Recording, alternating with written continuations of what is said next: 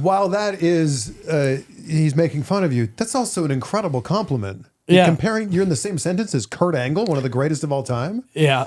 I mean, I've never looked at it that way. You're making me feel a whole lot better about it right now. I mean, think about it. Yeah, I'm the Temu version of the greatest wrestler of all time. So that's pretty good. Yeah. I mean, come on. I mean, I do German suplexes and an ankle lock. I think it's the ankle lock. Yeah. I've thought about getting rid of it. Did you have to So talk to Kurt Angle and say, I'd like to do this ankle lock?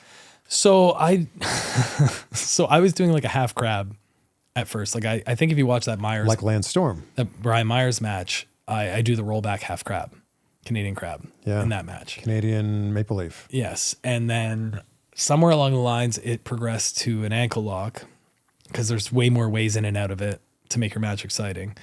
And then Ken was at TNA. Oh, that's what it was. Ken was there and I went up to him and was like, hey, I heard this is your last day. He goes, yeah, it is. And I go, is it okay with you if I use the ankle lock from now on? He goes, oh, absolutely. Yeah, you do it great. Blah, blah, blah.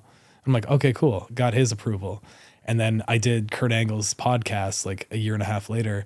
And I said, hey, man, I asked Ken, I got to ask you, now that you've watched one of my matches, is it okay if I use the ankle lock? He's like, you have my blessing 100%. You do it properly, all this stuff like that. And I was like, sweet, awesome. So I got the stamp of approval from the two guys that are best known for the ankle lock, right? So maybe I can't get rid of it. Now you've just talked me into this.